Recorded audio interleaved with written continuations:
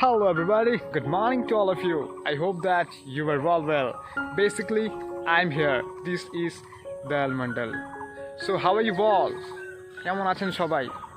I hope you are doing well. আপনারা সবাই ভালো আছেন, তাই তো? অনেকদিন ধরে দেখা হচ্ছে না। আজকে একটা নতুন টপিক শেয়ার করব যেটা ভীষণ গুরুত্বপূর্ণ। সবাই ভিডিওর শেষ পর্যন্ত দেখবেন। সো কি টপিক? তাহলে শুরু করি। চলুন তাহলে।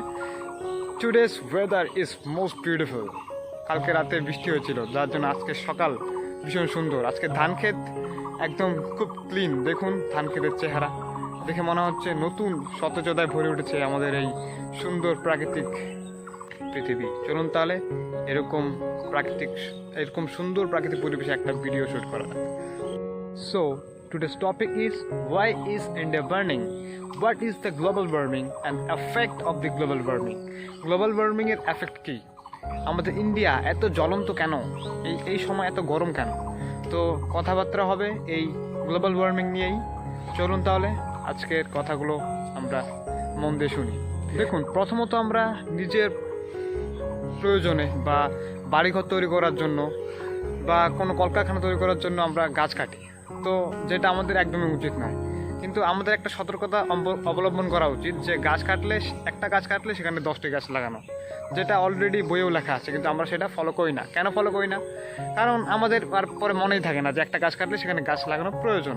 আর এর জন্যই আমাদের ইন্ডিয়া, শুধু ইন্ডিয়া না, পুরো পৃথিবীতে গ্লোবাল ওয়ার্মিং দেখা দিচ্ছে। আগে কিন্তু এতটা গরম ছিল না, এখন বিভিন্ন কারণে গাছ কাটা হচ্ছে। যেমন ধরুন, আমাদের আমাদের রোড তৈরি হচ্ছে, বড় বড় রোড তৈরি হচ্ছে। রোড তৈরি করার জন্য রোডের সাইডে যে দুপাশে গাছ লাগানো হয়, সেই গাছগুলোকে কাটা হচ্ছে। আর যদি গাছগুলো এভাবে কন্টিনিউয়াসলি কাটা হতে থাকে, তাহলে একদিন এমনও হতে পারে যে আমাদের পিঠের মধ্যে অক্সিজেন বক্স নিয়ে ঘুরতে হবে। অক্সিজেনের যে কি বলে সিলিন্ডার থাকে না, সেই সিলিন্ডার নিয়ে ঘুরতে হবে, এমনও দিন আসতে পারে।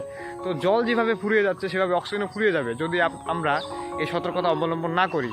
কেন ইন্ডিয়াতে গরম? ইন্ডিয়াতে কেন গরম হচ্ছে? ইন্ডিয়াতে গাছ কাটা হচ্ছে। গাছ কাটার ফলেই ইন্ডিয়া খুব বিপর্যস্ত হয়ে পড়ছে। তো দয়া করে আপনাদের কাছে একটা রিকোয়েস্ট, আপনারা কেউ গাছ কাটবেন না। গাছ কাটা ভীষণভাবে অপরাধ। দেখুন, জল ছাড়া যেমন আমরা বাঁচতে পারি না, সেটা একদিন জল না খেলে আমরা হয়তো বাঁচবো, 2-3 দিন জল না খেলে আমরা হয়তো নাও বাঁচতে পারি, কিন্তু অক্সিজেন 1 মিনিট না পেলে আমরা বাঁচতে পারবো না। জল যতটা ইম্পর্ট্যান্ট, ঠিক ততটা আমাদের অক্সিজেনও ইম্পর্ট্যান্ট।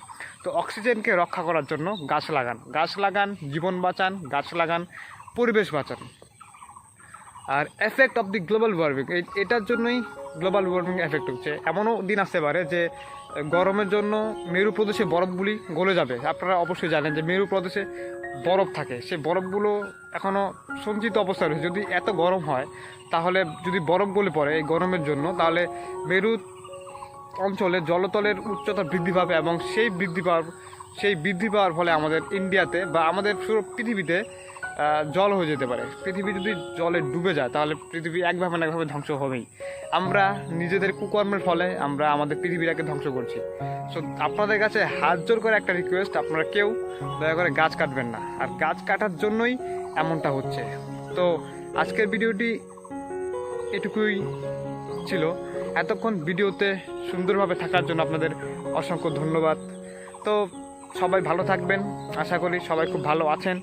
আর ভিডিওতে শেষ পর্যন্ত থাকার জন্য আপনাদের অসংখ্য ধন্যবাদ। দেখা হচ্ছে পরের ভিডিওতে, তখন সবাই ভালো থাকবেন। So let's tata and thank you so much and thanks for watching this video. যারা এখনও আমাদের চ্যানেলে যুক্ত হননি, তারা অবশ্যই আমাদের চ্যানেলটিকে সাবস্ক্রাইব করুন এবং জয়েন হয়ে যান। Please hit the subscribe button and join us.